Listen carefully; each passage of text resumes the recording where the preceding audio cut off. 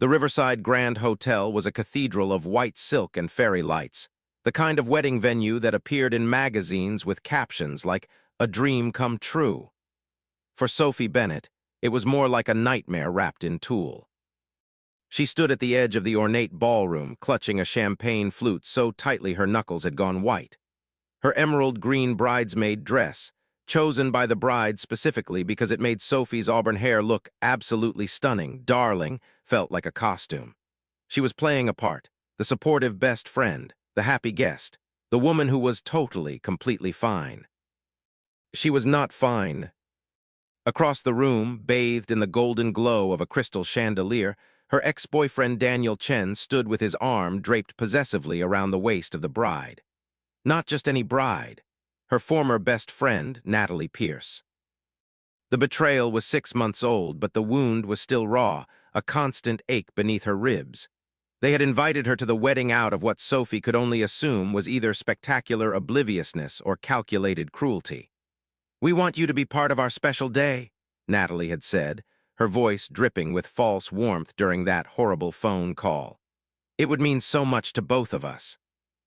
Sophie should have said no. She should have blocked their numbers, deleted their existence from her life, and moved on with dignity. Instead, she had accepted the invitation out of a stubborn, self-destructive pride. She would show them she was fine. She would show everyone she had moved on. But she hadn't moved on, not even close. "Excuse me, miss?" A waiter materialized beside her, holding a tray of fresh champagne.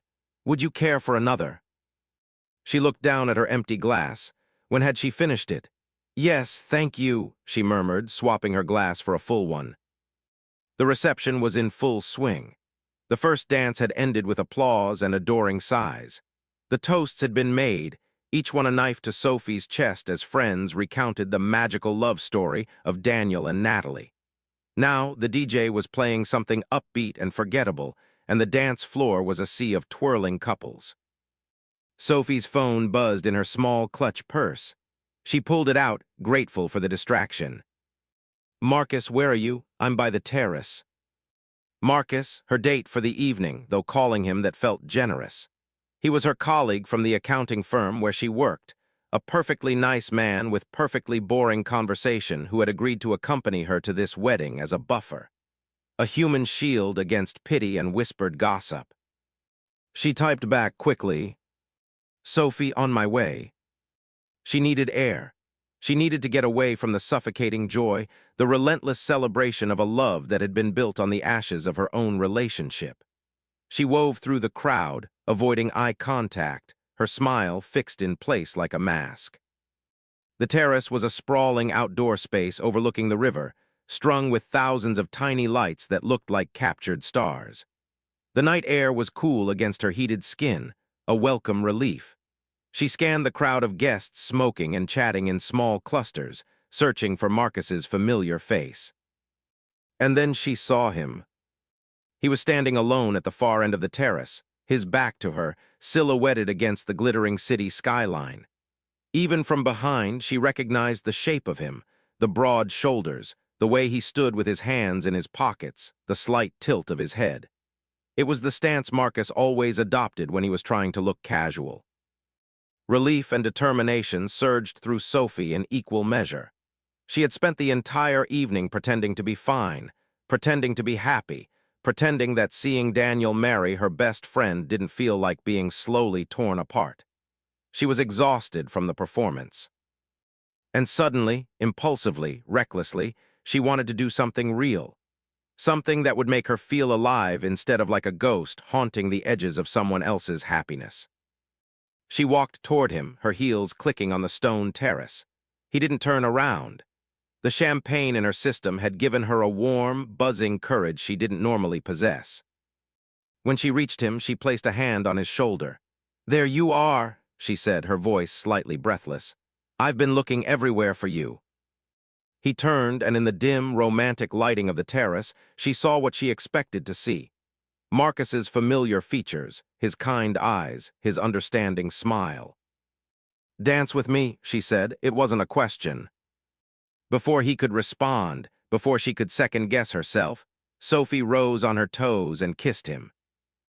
It was meant to be a quick, defiant gesture, a statement, a way of telling herself and maybe Daniel, if he happened to be watching, that she had moved on, that she was desired, that she was fine. But the moment her lips touched his, everything changed. This was not Marcus. The realization hit her like a bolt of electricity. The lips against hers were unfamiliar, firmer, more assured. The scent was all wrong, not Marcus's safe, generic cologne, but something darker, more expensive, like cedar and amber and night air. The hands that suddenly came up to grip her waist were stronger, more possessive than Marcus had ever been. And the kiss, God, the kiss was nothing like kissing Marcus. It was not polite or tentative or safe. It was devastating. It was a wildfire, consuming and impossible to control. For a split second, she forgot where she was, forgot why she was there, forgot everything except the shocking, electric reality of this stranger's mouth on hers. She pulled back, gasping, her eyes flying open. The man staring down at her was not Marcus. He was taller, darker, more devastatingly handsome than any man had a right to be. His eyes were a deep, stormy gray, and they were fixed on her with an intensity that made her breath catch. His features were sharp and aristocratic, high cheekbones, a strong jaw shadowed with a hint of stubble, a mouth that was currently curved into the ghost of a smile. Sophie stammered, her face flooding with mortified heat. "I'm so sorry. I thought you were someone else." She started to step back, to flee, to disappear into the crowd and never show her face again. But his hands on her waist tightened, holding her in place. Not roughly, but firmly. A silent command to stay. He leaned down, his lips brushing against her ear, and when he spoke, his voice was a low, velvet murmur that sent a shiver down her spine. "Do it again," he whispered. "I'm not who you think." Sophie's heart hammered against her ribs. The noise of the wedding reception, the music, the laughter, the clinking glasses, faded into a distant hum. The world had narrowed to this. The stranger's gray eyes locked on hers, the warm weight of his hands still resting on her waist, and the echo of his words hanging in the air between them. "Do it again." "I'm sorry," she managed to say, her voice barely above a whisper. "I didn't mean to. I genuinely thought you were my date." "Your date," he repeated, his tone unreadable. "And you greet your date by kissing him like the world is ending." Sophie felt the blush creep down her neck. "It's complicated." "Clearly." The ghost of a smile still played at the corner of his mouth, but his eyes were sharp, assessing. He was reading her the way someone might read a balance sheet, looking for the story beneath the numbers, the truth hiding in the margins. "I really am sorry," Sophie said again, finally gathering the composure to step back. This time he let her go. I should go find him, my actual date." "Wait," the word was quiet, but it stopped her as effectively as a shout. "Before you run off into the night, humiliated and cursing your champagne consumption, allow me to introduce myself." He extended his hand, the gesture formal and oddly old-fashioned in the midst of the casual wedding chaos around them. "Dominic Kane," he said. Sophie stared at his hand for a moment before taking it. His grip was warm, confident, and sent another unwelcome jolt of awareness through her. "Sophie Bennett," she replied automatically. "Sophie," he said her name like he was tasting it, testing how it felt in his mouth. "Tell me, Sophie Bennett, why would a woman at a wedding kiss a man she thinks is her date with that much desperation?" The word stung because it was accurate. She had been desperate, desperate to feel something other than the hollow ache that had been her constant companion for 6 months, desperate to prove to herself that she could move on. "Like I said," she replied, her voice cooling with defensive pride, "it's complicated." "Complicated?" Dominic repeated, his eyes never leaving hers. "Let me guess. This isn't your wedding, you're a guest, a bridesmaid judging by the dress." His gaze swept over her, quick but thorough, missing nothing. "You know either the bride or the groom too well, and based on the way you've been standing at the edge of the room all evening looking like you're at a funeral instead of a celebration, I'd say the story is a painful one." Sophie's breath caught. She hadn't realized she'd been watched. "How long have you been observing me?" "Long enough to know you're not having a good time," he said simply. "And long enough to know that the man you kissed me to prove a point to, he's the groom, isn't he?" The accuracy of his observation was like a slap. Sophie felt exposed, as if this stranger had peeled back her skin and seen straight into the wounded, pathetic core of her. "I don't know what you're talking about," she lied. "Don't you?" Before she could formulate a denial, a familiar voice cut through the tension. "Sophie, there you are." She turned to see Marcus approaching, his face flushed and slightly confused. He looked exactly like the man she'd thought she'd kissed: average height, kind face, wire-rimmed glasses, brown hair neatly combed to the side. Safe, predictable, boring. "I've been looking for you," Marcus said, slightly out of breath. "I was by the terrace, but then I went to get us drinks, and when I came back you were gone." Sophie's stomach dropped. She de-kissed the wrong man. She de-grabbed a complete stranger and kissed him, all because she'd been too blinded by champagne and emotional desperation to check if it was actually Marcus. "I'm sorry," she said weakly. "I got confused." Marcus smiled, oblivious to the undercurrent of tension. "No worries, this place is huge." He finally seemed to notice Dominic standing beside her, a silent, imposing presence. "Oh, hello, I'm Marcus Chen, and you are?" "Just leaving," Dominic said smoothly. But before he turned away, his eyes met Sophie's one last time, and she saw something flicker in their gray depths. A challenge, a promise. "Enjoy your evening, Sophie Bennett," he said. "And the next time you want to kiss someone with that much passion, make sure you know who they are first." He walked away, disappearing into the crowd with the kind of easy confidence that suggested he owned every room he entered. Marcus looked at Sophie, puzzled. "Friend of yours?" "No," Sophie said, her voice hollow. "Complete stranger." But even as she said it, even as Marcus handed her a fresh glass of champagne and launched into a story about someone from the office, Sophie's mind was elsewhere. She could still feel the ghost of Dominic Kane's hands on her waist, still taste the shocking electricity of that kiss, still hear his voice in her ear. "Do it again." The rest of the reception passed in a blur. Sophie went through the motions, smiling, nodding, pretending to listen to Marcus's pleasant chatter. But her eyes kept scanning the crowd, searching for a tall figure with dark hair and storm-gray eyes. She didn't see Dominic again. When the bride and groom finally departed in a shower of sparklers and well-wishes, Sophie felt nothing but relief. It was over. She could go home, forget this horrible evening, and never think about Daniel, Natalie, or the devastatingly handsome stranger she'd accidentally kissed ever again. Marcus offered to drive her home, and she accepted, grateful to finally escape. They rode in comfortable silence, the city lights sliding past the car windows in streaks of gold and white. "You okay?" Marcus asked as they pulled up to her apartment building. "Yeah," Sophie lied, "just tired." "Listen, Sophie," Marcus said, his voice careful. "I know tonight was hard for you, seeing your ex get married to your friend. That's brutal." Sophie closed her eyes. Of course Marcus knew. Everyone knew. The entire office had whispered about it 6 months ago when she'd shown up to work with red-rimmed eyes and a hollow expression. "I'm fine," she said automatically. "You don't have to be fine," Marcus said gently. "Not with me." She looked at him, kind, patient Marcus, who had agreed to be her date tonight with no expectations, no agenda, just simple human decency. She felt a pang of guilt for using him, for kissing a stranger while he'd been getting them drinks. "Thank you," she said quietly, "for tonight, for being there." "Any time." She got out of the car and climbed the stairs to her third-floor apartment, her feet aching in the two high heels she'd worn to prove something to people who hadn't even noticed her. Once inside, she kicked off the shoes, unzipped the emerald dress, and let it fall to the floor in a puddle of silk.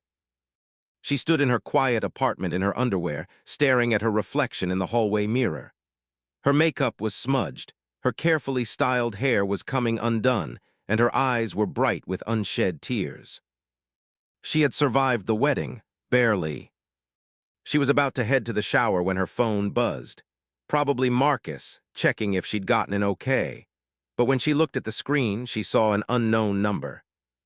The text message was short, direct, and made her heart stop. Unknown, this is Dominic Kane. We need to talk.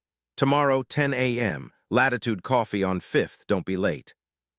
Sophie stared at the message, her pulse racing. How did he get her number? And more importantly, what could he possibly want to talk about?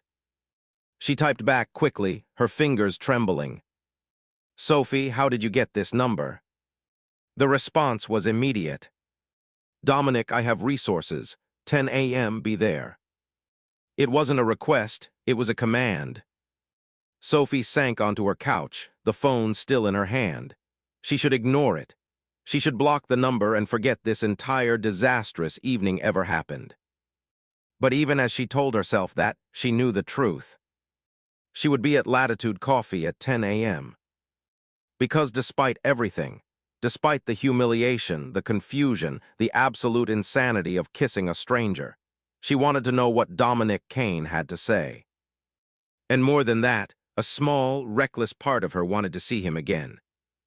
Sophie arrived at Latitude Coffee at 9:55 a.m., a full 5 minutes early. She told herself it was because she didn't want to give Dominic Kane the satisfaction of waiting for her. The truth was more complicated. She'd barely slept, her mind replaying the kiss, the text message, the impossible intensity of his gray eyes. The coffee shop was a sleek, minimalist space with exposed brick walls and industrial lighting. On a Sunday morning, it was half full with the usual crowd of freelancers hunched over laptops and couples lingering over brunch. Sophie ordered a latte she didn't want and found a table near the back, positioning herself so she could see the entrance. At exactly 10:00 a.m., Dominic Kane walked through the door. In the harsh light of day, he was even more striking than he'd been at the wedding. He wore dark jeans and a charcoal sweater that looked like it cost more than Sophie's monthly rent, his dark hair slightly tousled as if he'd run his fingers through it. He moved with the kind of easy confidence that turned heads. A woman at the counter actually paused mid-order to watch him pass. His eyes found Sophie immediately, and he crossed to her table with long, purposeful strides. "You came," he said, sliding into the seat across from her. "You made it sound like I didn't have a choice." "You always have a choice, Sophie." The way he said her name with that slight emphasis made it feel intimate, dangerous. "But I'm glad you made this one." A barista appeared beside them. "Can I get you anything?" "Espresso, double shot." Dominic didn't look at the menu or the barista, his attention fixed entirely on Sophie. When they were alone again, he leaned back in his chair, assessing her with that same sharp, analytical gaze from the night before. "You look tired," he observed. "Thank you, every woman loves to hear that." The corner of his mouth twitched. "I meant you look like you didn't sleep." "I didn't." Guilty conscience about kissing a stranger, or just the general trauma of watching your ex-boyfriend marry your former best friend. Sophie felt her cheeks heat. "You said we needed to talk, so talk. Why am I here?" Dominic's espresso arrived. He took a sip, then set the cup down with careful precision. "I have a proposition for you." "A proposition?" "A business arrangement, if you prefer." Sophie laughed, a short, incredulous sound. "We don't know each other. We've spoken for maybe 5 minutes total. What kind of business arrangement could we possibly have?" "The kind where we both get what we want," Dominic said calmly. "I'll be direct, Sophie. I need a girlfriend." The words hung in the air between them, absurd and impossible. "Excuse me." "Not a real girlfriend," he clarified, as if that made it any less insane. "A fake one, for appearances. For the next 3 months, I need someone to attend events with me, to be seen with me, to play the part of my devoted partner." Sophie stared at him, waiting for the punchline. When it didn't come, she set down her latte with a sharp click. "Is this some kind of joke?" "No joke, I'm completely serious." "Then you're insane. You can't just proposition a stranger you met at a wedding to be your fake girlfriend." "Why not?" He tilted his head, genuinely curious. "You kissed me. That suggests you're not entirely opposed to physical proximity." "I kissed you by mistake." "A mistake that lasted longer than necessary," he pointed out. "And if I recall correctly, you didn't pull away until I let you." Sophie felt her face flame. He was right, damn him. The kiss had lasted several seconds longer than a simple case of mistaken identity required. She'd been caught in it, lost in it, and they both knew it. "This is ridiculous," she muttered, grabbing her bag. "I'm leaving." "I'll pay you."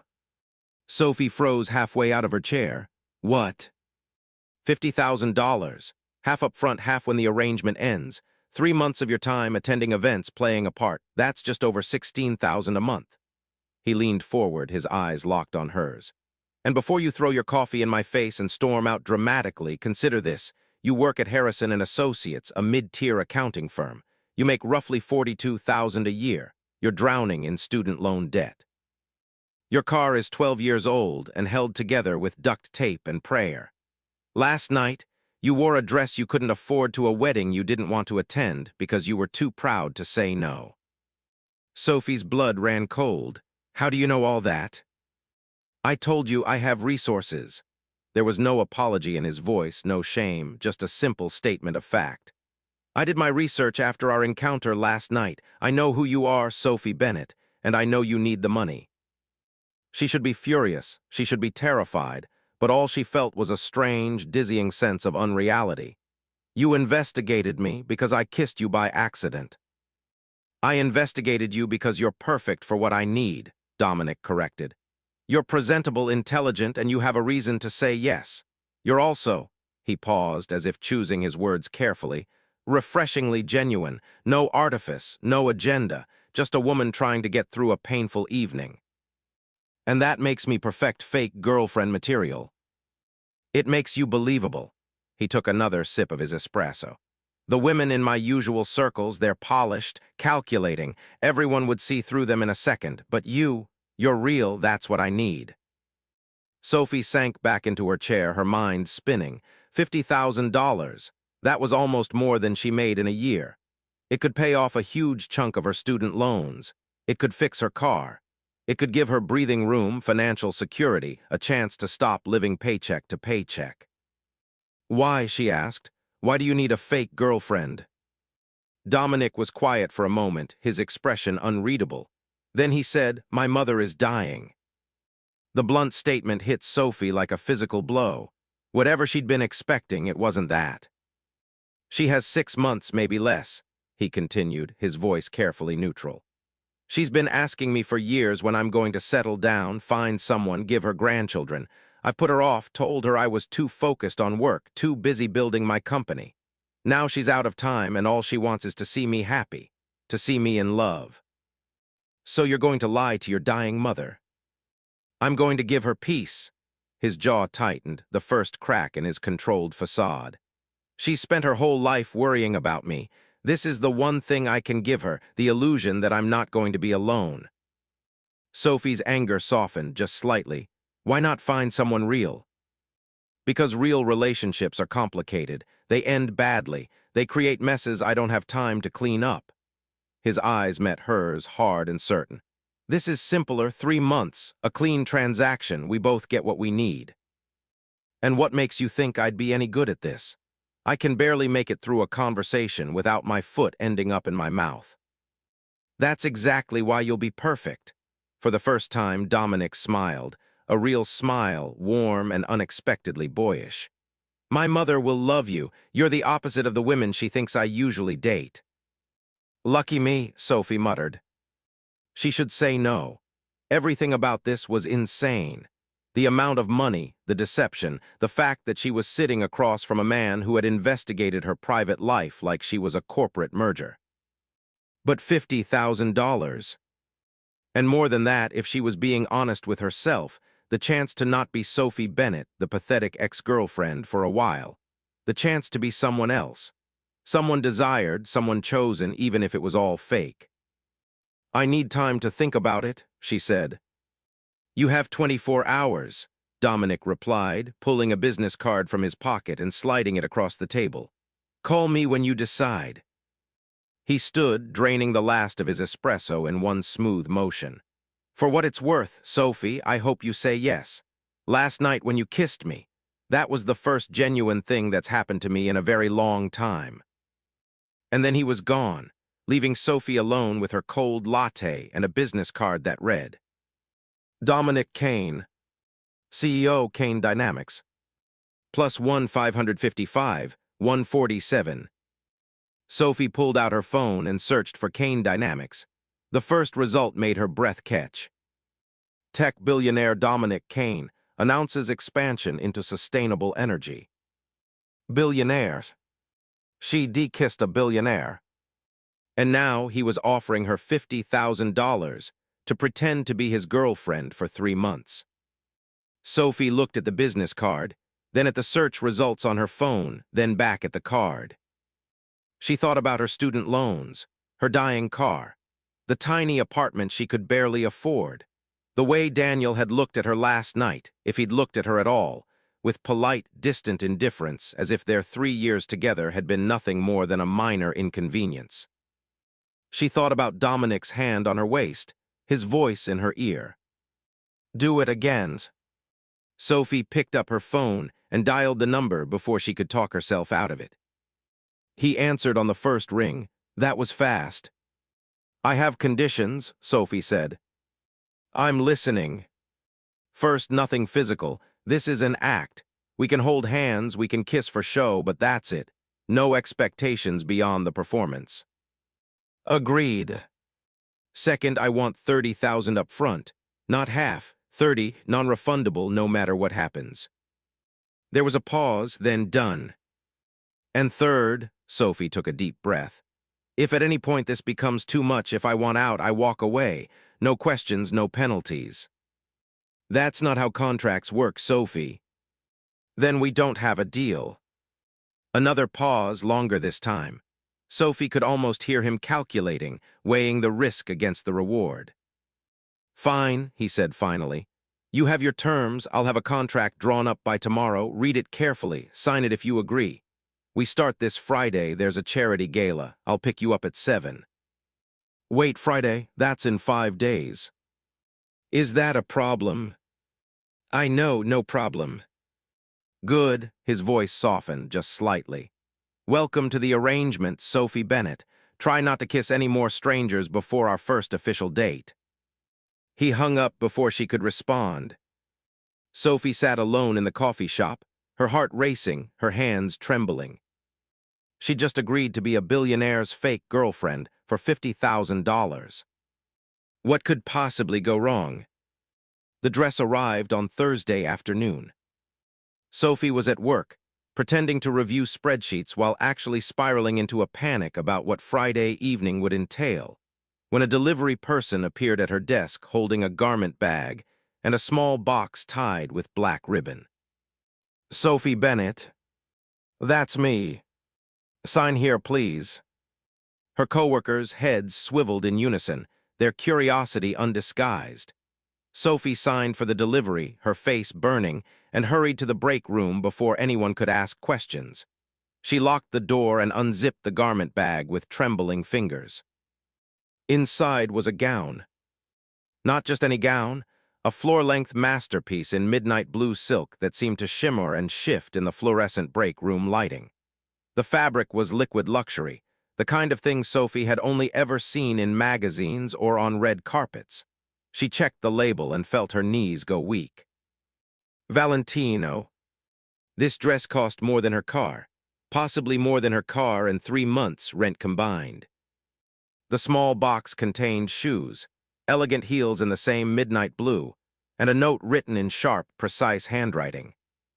Wear this tomorrow. I'll pick you up at 6:30. We need time to talk before the event. D. Sophie held the dress up to her body and caught her reflection in the break room mirror. She looked like a child playing dress-up in her mother's clothes, overwhelmed, out of her depth, and slightly terrified. What am I doing? She whispered to her reflection. Her reflection, unhelpfully, had no answer. Friday arrived with the inevitability of a storm. Sophie left work early, claiming a dentist appointment, and spent 2 hours getting ready. She de-watched YouTube tutorials on formal event makeup and practiced her hair 3 different ways before settling on soft waves pinned to one side. When she finally slipped into the Valentino gown, something shifted. The dress fit perfectly, hugging her curves in all the right places, the silk cool and sensual against her skin. She looked like a different person. Not Sophie Bennett, junior accountant who still used coupons at the grocery store, but someone elegant. Someone who belonged in a billionaire's world. Almost. At exactly 6:30 p.m., her phone buzzed. Dominic, I'm downstairs. Sophie grabbed the small clutch he'd also sent. God, the man thought of everything, and headed down. Her hands were sweating inside her gloves, her heart hammering so hard she was sure it was visible through the silk. The car waiting at the curb was a sleek black Mercedes, and Dominic stood beside it, checking his phone. He wore a tuxedo that looked custom-tailored, the kind of formal perfection that only the truly wealthy could achieve. When he looked up and saw her, he went completely still. Sophie, her name came out rough, surprised. Is it okay? She smoothed her hands nervously over the dress. The dress, I mean, is it appropriate? He seemed to struggle for words, which was oddly satisfying. You look stunning. Heat crept up her neck. You clean up pretty well yourself. A smile ghosted across his face. Get in, we need to brief before we arrive. The interior of the Mercedes was all leather and subtle wood grain, a moving sanctuary of wealth. Dominic slid in beside her, and suddenly the spacious back seat felt intimate, charged with the same electric awareness from the wedding. The event tonight is the Kane Foundation Annual Gala, he began without preamble. About 300 guests, donors, board members, tech industry leaders. My mother will be there. She's fragile. The cancer is aggressive. So when you meet her, I need you to be warm but not pitying, affectionate but not overdoing it. What have you told her about me? That I met someone unexpected, someone genuine, that it's new but serious. His eyes met hers. She'll want to know how we met. The truth. Absolutely not. He almost smiled. We'll say we met at a coffee shop. You spilled your latte on me. I was charmed by your apology. We've been seeing each other for 2 months, keeping it quiet while we figured out if it was real. You've put a lot of thought into this. Details matter. He reached into his jacket and pulled out a small velvet box. This is for you, well, for the performance. Sophie opened the box and gasped. Inside was a ring, a delicate band with a single diamond that caught the city lights streaming through the windows. A promise ring, Dominic explained. Not an engagement ring, but a suggestion of intent. My mother will notice. She notices everything. Sophie stared at the ring, her stomach twisting. This was becoming very real very fast. You're sure about this? About lying to your dying mother? I'm giving her peace, he said, his voice hard. There's a difference. Sophie slipped the ring onto her finger. It fit perfectly, of course. You're a control freak, aren't you? I prefer detail-oriented. Tomato. This time he did smile, a real one that transformed his face from severe to almost boyish. You're going to be trouble, aren't you? You hired me to be genuine. Genuine comes with opinions. Fair enough, the car began to slow. We're here, last chance to run. Sophie looked out the window at the Sinclair Grand Hotel, its facade lit up like a palace, a red carpet stretching from the entrance to the street, photographers already gathering for arrivals. Her entire body screamed at her to open the door and run, to go back to her small, safe life, where the biggest risk was choosing the wrong salad dressing at lunch. Instead, she turned to Dominic and said, "What's your mother's name?" His expression softened with something that might have been gratitude. Eleanor Kane. Tell me about her. If I'm going to lie to her, I want to do it well. So he did. As the car idled, Dominic told Sophie about his mother, her love of classical music, her work as a piano teacher before she got sick, the way she made terrible puns and laughed at her own jokes. With every detail, Sophie saw the crack in his armor widen, saw the sun beneath the CEO. She sounds wonderful, Sophie said when he finished. She is, his voice was raw. That's why I'm doing this. The driver opened the door. The sounds of the gala rushed in, music, laughter, the click of cameras. Dominic stepped out first, then turned and offered his hand. Sophie took it. The moment her heels touched the red carpet, everything changed. The cameras flashed like lightning, voices called out questions she couldn't hear properly, and Dominic's hand tightened on hers, a silent anchor in the chaos. "Who's your date, Mr. Kane? How long have you been together? Is it serious?" Dominic ignored them all, guiding Sophie toward the entrance with confident ease. But just before they stepped inside, he stopped, turned to her and pulled her close. His hand came up to cup her cheek, his thumb brushing her jawline. "Trust me," he murmured, his eyes locked on hers. And then he kissed her. It wasn't the desperate, mistaken kiss from the wedding. This was calculated, performed for the cameras, a piece of theater designed to create a specific narrative. But God help her, it still felt real. It still sent fire racing through her veins, still made her forget this was fake, still made her want to grab his tuxedo jacket and pull him closer. When he pulled back, his eyes were dark, unreadable. "That should make tomorrow's headlines interesting," he said. Sophie touched her lips, her heart thundering. "You could have warned me." "Where's the fun in that?" He took her hand again and led her inside, into the glittering, dangerous world she'd just agreed to enter. And Sophie realized, with a thrill that was equal parts terror and excitement, that she had no idea what she'd gotten herself into. But she was about to find out. The ballroom was a cathedral of wealth. Crystal chandeliers cast prismatic light across marble floors, champagne flowed like water, and everyone was draped in designer labels that cost more than Sophie's yearly salary. She felt like an anthropologist studying an alien species, fascinated and slightly horrified by the casual opulence. Dominic's hand remained on the small of her back, a warm, constant pressure that was both comforting and unnerving. He moved through the crowd with practiced ease, nodding at acquaintances, shaking hands, introducing Sophie with a careful mix of pride and possession. "This is Sophie Bennett," he'd say, "my girlfriend." Each time, Sophie would smile, shake hands, and feel the weight of curious eyes assessing her. She could read the questions in their faces. Who is she? Where did she come from? Is she after his money? Let them wonder. They'd been at the gala for 20 minutes when Dominic went rigid beside her. Sophie followed his gaze and saw a woman approaching, tall, elegant, moving slowly with the aid of a discreet cane. Even weakened by illness, Eleanor Kane was formidable. Her eyes were the same stormy gray as her son's, sharp and missing nothing.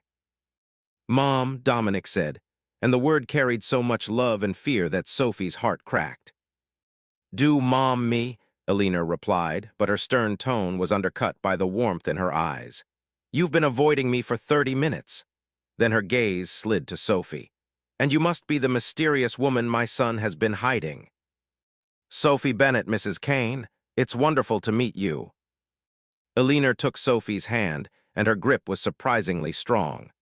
"Walk with me, dear. Let's leave my son to schmooze with his board members while you and I get acquainted." Sophie shot Dominic a panicked look. He gave her a subtle nod. "You've got this." And then Eleanor was guiding her toward a quieter alcove overlooking the city. "My son tells me you met in a coffee shop," Eleanor said once they were alone. "That you spilled coffee on him." "Latte, actually," Sophie said, remembering the cover story. "All over his shirt. I was mortified." "And yet he asked for your number," Eleanor smiled. "That doesn't sound like Dominic. He doesn't suffer inconvenience well." Sophie felt the test in the words. Eleanor wasn't just making conversation. She was probing, searching for cracks in the story. "He told me later that I apologized 7 times in 30 seconds, Sophie said, leaning into the truth of her own nervous personality. "He said it was either endearing or incredibly annoying, and he wanted to figure out which." Eleanor laughed, a sound that turned into a cough. Sophie instinctively reached out to steady her, and Eleanor waved her off. "I'm fine, dear, just the reality of my situation making itself known." She fixed Sophie with those knowing gray eyes. "Tell me the truth, Sophie. Are you in love with my son?" The blunt question stole Sophie's breath. She thought of Dominic's instructions, be warm but not pitying. She thought of the $50,000. She thought of the ring on her finger that felt heavy as a stone. And then she thought of the way Dominic had spoken about his mother in the car, the love and desperation in his voice, and she made a choice. "I'm falling," Sophie said quietly. "I know it's fast, I know it seems impossible, but yes, I'm falling in love with him." It wasn't entirely a lie. She was falling, not into love, but into something equally dangerous. Into the performance, into the fantasy, into the intoxicating illusion of being chosen by someone like Dominic Kane. Elinor studied her for a long moment, and Sophie was certain she'd failed the test, that this sharp, dying woman had seen straight through her. But then Elinor smiled, a real, genuine smile full of relief and joy. "Good," she said simply. "That's very good. Mrs. Kane." "Elinor, please. We're going to be family after all." The word family hit Sophie like a punch. Dee signed up to play a part, not to break a dying woman's heart when the truth inevitably came out. "Come," Elinor said, taking Sophie's arm. "Let me introduce you to some people. I want everyone to know about the woman who finally captured my impossible son's heart." The next hour was a blur. Elinor paraded Sophie around the gala like a prized trophy, introducing her to board members and donors and society matrons who all had opinions about Dominic's surprising relationship. Sophie smiled until her face hurt, answered questions with carefully crafted half-truths, and felt herself sinking deeper into the lie with every conversation. She was in the middle of discussing her passion for nonprofit work with a philanthropist named Margaret Sinclair when she felt Dominic materialize at her side. "Excuse me, Margaret," he said smoothly. "I need to steal my girlfriend for a dance." He guided Sophie to the dance floor as the orchestra began a slow, elegant waltz. His hand found the small of her back again, his other hand capturing hers, and they began to move. "You were incredible with my mother," he murmured, his mouth close to her ear. "Whatever you said to her, it worked. She's happier than I've seen her in months." "I lied to a dying woman," Sophie said, unable to keep the guilt from her voice. "That doesn't feel incredible." "You gave her hope, there's a difference." "You keep saying that, it doesn't make it true." Dominic was quiet for a moment, his hand tightening on her waist as he guided her through a turn. "You're having second thoughts." "I'm having all the thoughts," Sophie admitted. "This felt simple when we talked about it, an arrangement, a transaction, but your mother thinks we're in love, she thinks we're going to be family. What happens in 3 months when this ends?" "I'll tell her it didn't work out, that we wanted different things." "She'll be devastated." "She'll be dead," Dominic said bluntly, and Sophie felt him flinch at his own words. "That's the point, Sophie. In 3 months, my mother will be gone. She won't be around to see the breakup. She'll die believing I'm loved, that I'm not alone. That's all I want to give her." Sophie looked up at him and saw the raw pain he was trying to hide. This wasn't about control or deception. It was about a son desperate to give his dying mother one last gift. "I'm sorry," she said softly. "I didn't mean to." "Don't apologize." His eyes met hers. "I know this is messy. I know it's not what you signed up for, but you're helping me in a way I can't repay, so thank you." The sincerity in his voice did something dangerous to Sophie's heart. Dee spent the last week thinking of Dominic as a billionaire, a control freak, a stranger playing a game. But in this moment, he was just a man trying to make his mother's last months bearable. And that made everything infinitely more complicated. The song ended. Dominic stepped back, his hands lingering on her waist for a fraction too long. "I need to make a speech in 10 minutes. Stay close." Sophie nodded, not trusting her voice. The speech was everything she'd expected. Polished, professional, perfectly delivered. Dominic thanked donors, outlined the foundation's achievements, and spoke about his mother's legacy with a controlled emotion that made Sophie's throat tight. But it was what happened after the speech that changed everything. As Dominic stepped down from the podium, a woman approached him. She was stunning, tall, blonde, dressed in a red gown that screamed money and confidence. She placed a familiar hand on Dominic's arm, leaned in to whisper something in his ear, and Sophie felt a jolt of something hot and unwelcome shoot through her chest. Jealousy. Which was insane. This was fake. She had no claim on Dominic beyond a signed contract and a fat check. She had no right to feel possessive, no reason to care if a beautiful woman touched his arm and made him smile. But she did care, and that terrified her more than anything else that had happened tonight. Sophie watched the woman laugh at something Dominic said, watched him lean down to hear her better, and made a decision. She crossed the ballroom with purpose, her heels clicking on marble, and slipped her arm through Dominic's. "There you are," she said, her voice bright and just slightly territorial. "I was wondering where you disappeared to." Dominic's eyebrows rose fractionally, surprise, but also something that looked like approval. "Sophie, this is Victoria Harrington. Victoria, my girlfriend, Sophie Bennett." Victoria's smile was sharp as a knife. "How lovely to meet you. Dominic and I go way back, old friends." "How nice," Sophie said, matching the other woman's smile with one equally sharp. "Dominic S. told me so much about his old friends." He had, of course, told her nothing, but Victoria didn't need to know that. "Did he?" Victoria's eyes narrowed slightly. "Well, I suppose I should let you two get back to your evening. Dominic, we should have lunch soon, catch up properly." "I'll check my schedule," Dominic said, non-committal. Victoria walked away, her red dress swishing, and Dominic turned to Sophie with an expression she couldn't quite read. "Old friend?" Sophie asked innocently. "Ex-girlfriend." "Zah." "You were jealous."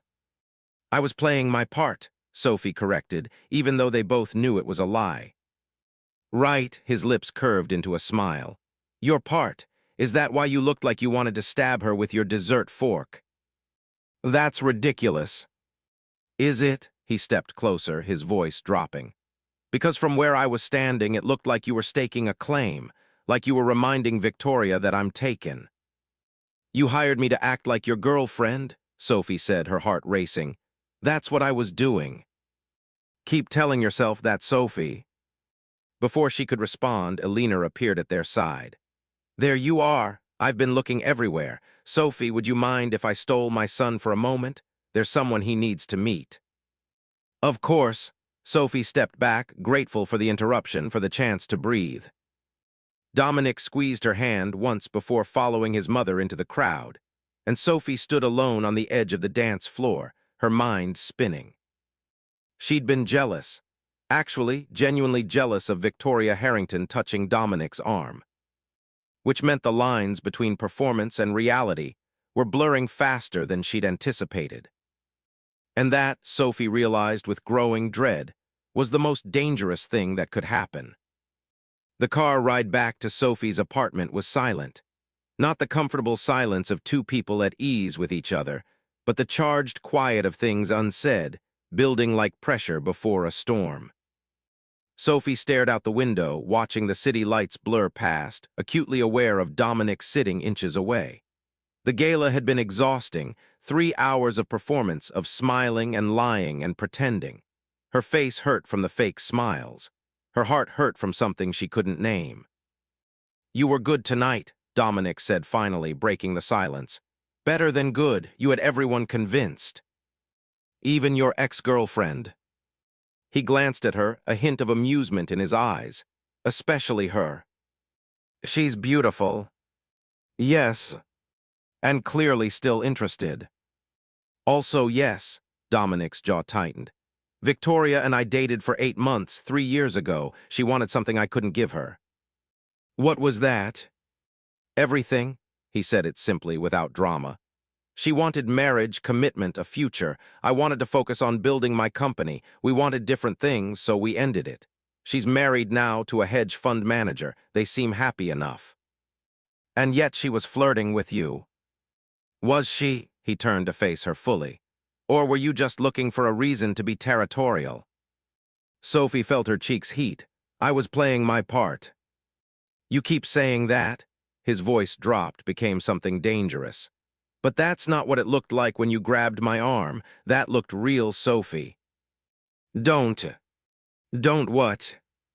"Don't analyze me like I'm one of your business deals. Don't try to read meaning into every action. This is a job, an arrangement, that's all." But even as she said it, she knew it was a lie. And from the knowing look in Dominic's eyes, he knew it too. The car pulled up to her building.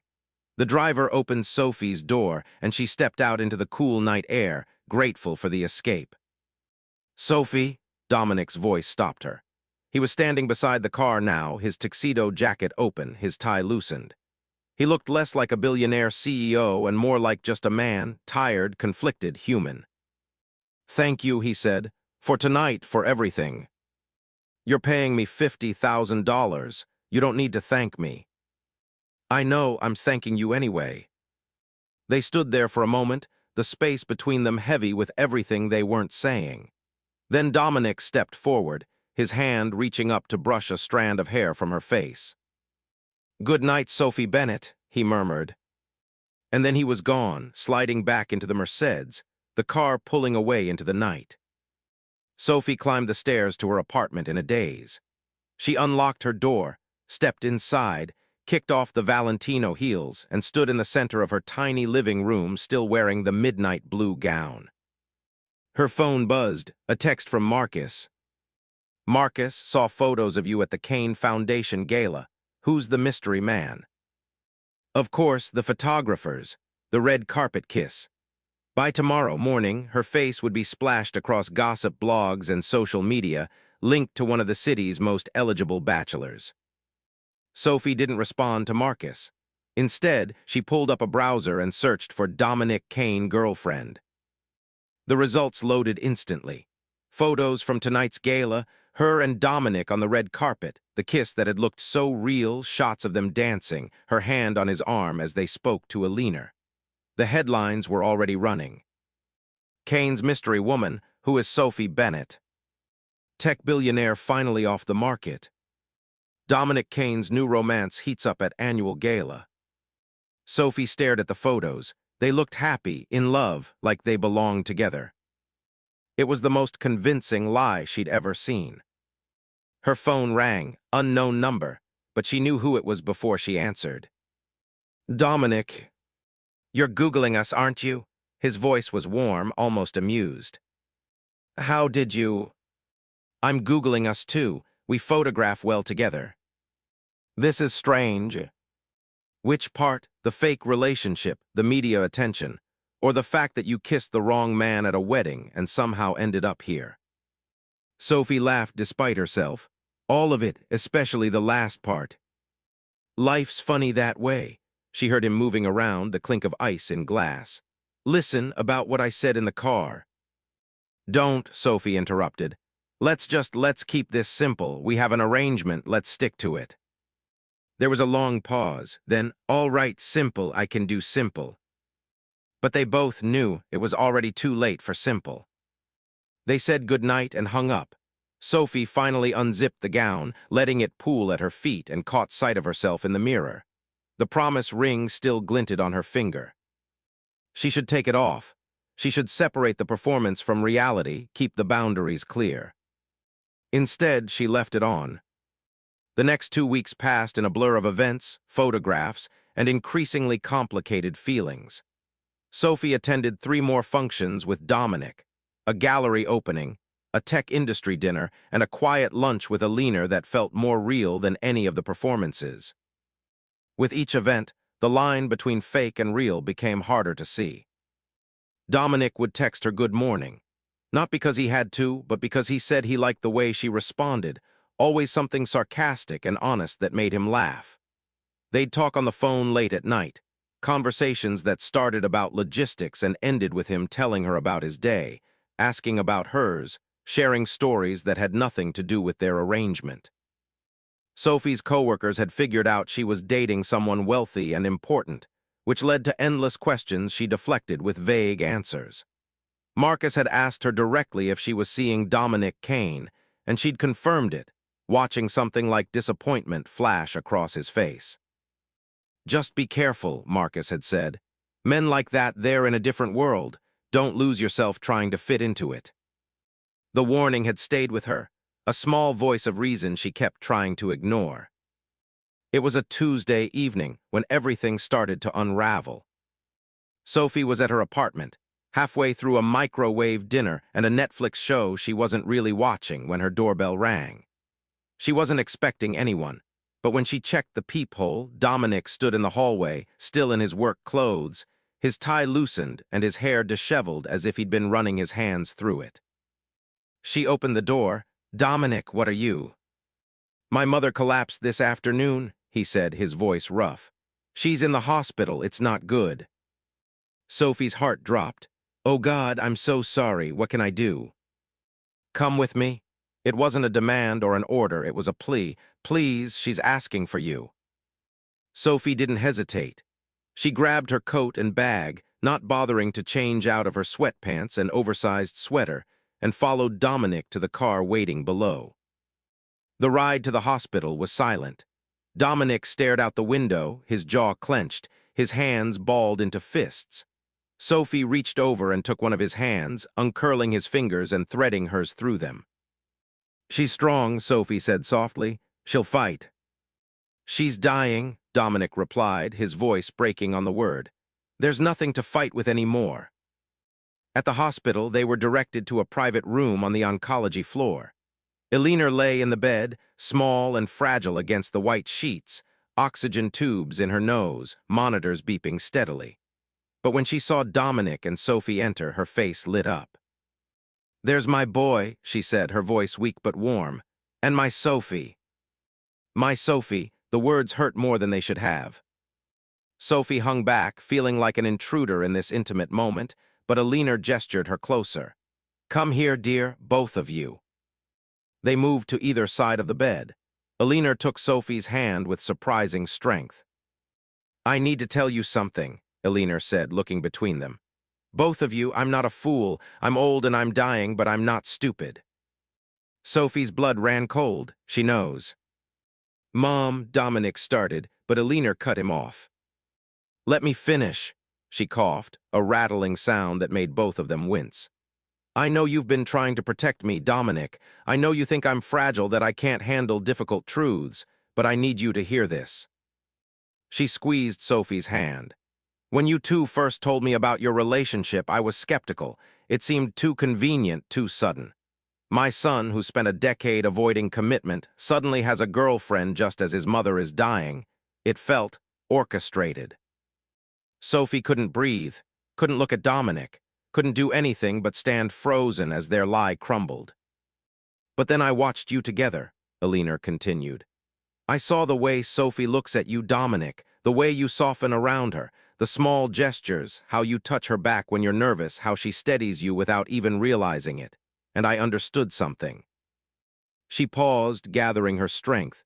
"It doesn't matter how it started. What matters is what it became." Sophie felt tears prick her eyes. Elinor didn't know they were lying. She was giving them permission for the lie to have become truth. "I'm not going to be here much longer," Elinor said, her voice barely a whisper now. "Days, maybe weeks, and I need to know that you two will take care of each other after I'm gone. Promise me that." "Mom, don't talk like that," Dominic's voice cracked. "Promise me," Elinor insisted, her grip tightening on both their hands. "Promise me you'll love each other, fight for each other. Don't let what you have slip away because of fear or pride or whatever stupid reason people give up on love." Sophie looked at Dominic across the bed and saw her own anguish reflected in his eyes. They were trapped in a lie that had become too big, too real, too painful to maintain. "We promise," Sophie heard herself say, even as her heart shattered. "We promise, Elinor." Elinor smiled, satisfied, and her eyes drifted closed. "Good, that's good, now let me rest." A nurse appeared and gently ushered them out, explaining that Elinor needed sleep, that they should come back in the morning.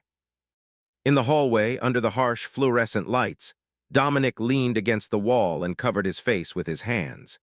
His shoulders shook with silent sobs, and Sophie did the only thing she could think of. She wrapped her arms around him and held on. "I can't do this," he whispered into her hair. "I can't watch her die." "I know, but you don't have to do it alone." They stood like that for a long time, two people holding each other together in the face of inevitable loss. When they finally pulled apart, Dominic's eyes were red-rimmed, his careful control shattered. He looked at Sophie like she was the only solid thing in a world falling apart. Come home with me, he said. Please, I don't want to be alone tonight. Sophie knew she should say no. Knew that going to his penthouse, being alone with him in his private space while emotions were running this high, was dangerous. The arrangement had rules, boundaries they'd agreed on. But she also knew she couldn't leave him tonight. Okay, she said simply. Dominic's penthouse was exactly what Sophie had imagined.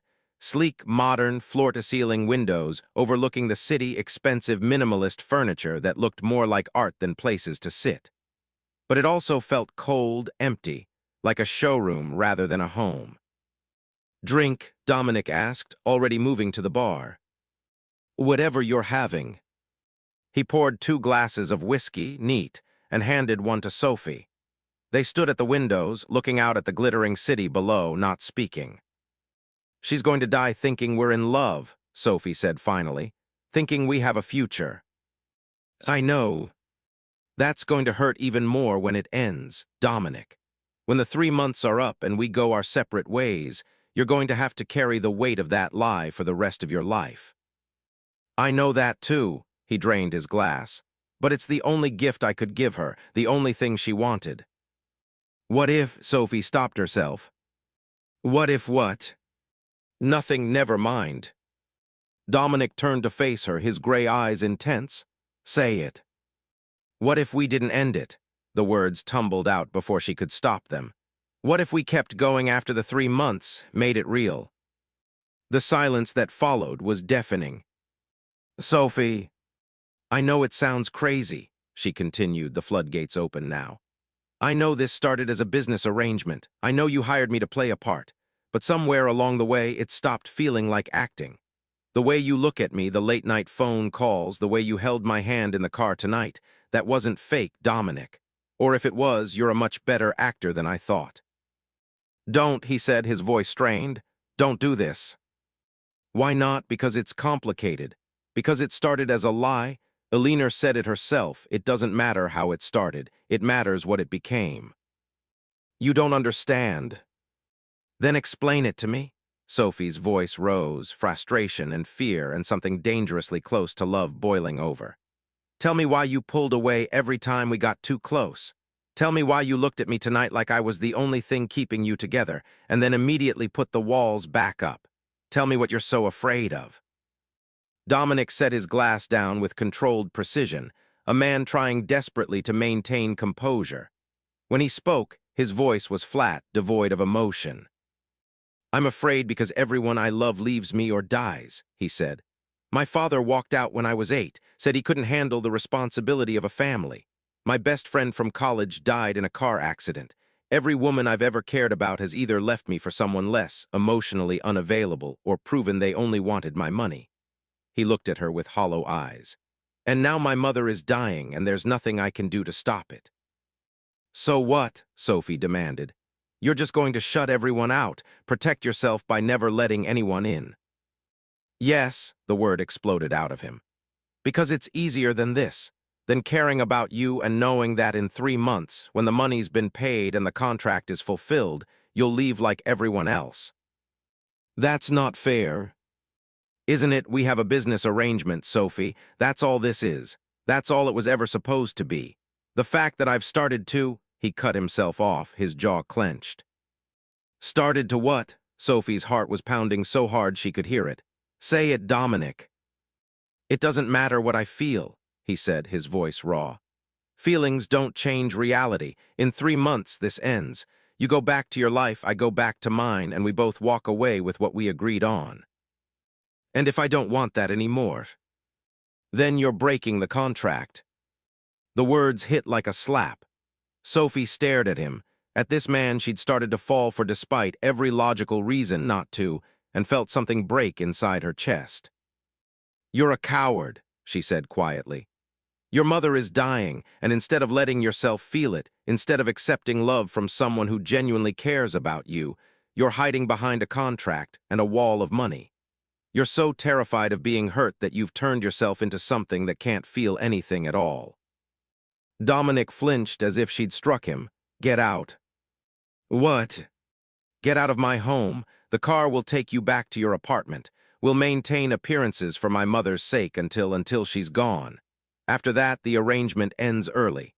You'll still get paid in full." "Dominic, please," he said, and the crack in his voice nearly undid her. "Please just go." Sophie wanted to argue, to fight, to make him see reason. But she saw the way he'd shut down, the walls rebuilt and reinforced, and she knew there was no getting through tonight. So she grabbed her coat and walked to the door. But before she left, she turned back one last time. "I meant what I said to your mother," Sophie said, her own voice breaking. "I do love you, not because of the money, not because of the arrangement, but because despite all your walls and fears, I saw who you really are, and he's worth loving." She walked out, not waiting for a response. The elevator ride down felt like falling. By the time Sophie reached the lobby, tears were streaming down her face. The doorman pretended not to notice as he helped her into the waiting car. During the ride home, her phone buzzed with a text, but it wasn't from Dominic. It was from a number she didn't recognize. "Unknown, you should know the truth about Dominic Kane's arrangement. Meet me tomorrow noon at Riverside Park. Come alone. A friend." Sophie stared at the message, ice flooding her veins.